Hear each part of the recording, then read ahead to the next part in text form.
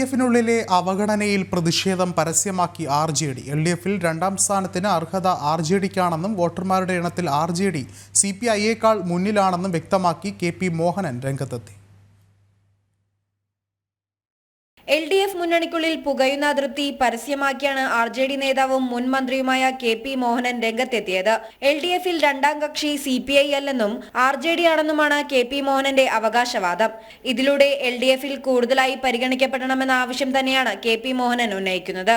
അടുത്ത മന്ത്രിസഭയിൽ RJD-ക്ക് മന്ത്രി ഉണ്ടാകുമെന്നും പരിഗണിച്ചില്ലെങ്കിൽ മുന്നണിയിൽ ശക്തമായി ഉന്നയിക്കുമെന്നും KP മോഹനൻ പറഞ്ഞു. ലഭിക്കേണ്ടതും നമുക്ക് തന്നെയാണ്. പക്ഷെ ആ നിലയിലുള്ള MLA-മാരുണ്ടായില്ല എന്നുള്ളതുകൊണ്ടാണ്. കാരണം എന്ത് തന്നെ പറഞ്ഞാലും കേരളത്തിലെ അങ്ങോളം ഇങ്ങോട്ടെടുത്ത വോട്ടർമാരുടെ കണക്കിലെടുത്താൽ ഇപ്പോഴുള്ള മുന്നണിയിൽ രണ്ടാമത്തെ കക്ഷി നമ്മൾ തന്നെയാണ്. പിന്നെ CPI വരുന്നത്. KP മോഹനന്റെ അവകാശവാദം വരും ദിവസങ്ങളിൽ കൂടുതൽ ചർച്ചയാകാനാണ് സാധ്യത. CPI-ക്ക് നൽകിയതിനേക്കാൾ പ്രാധാന്യം തങ്ങൾക്കും വേണമെന്ന് RJD നേതാവ് തന്നെ ഉന്നയിക്കുന്നത് മുന്നണിക്കുള്ളിൽ പൊട്ടിത്തെറിയുണ്ടാക്കിയേക്കുമെന്നാണ് സൂചന.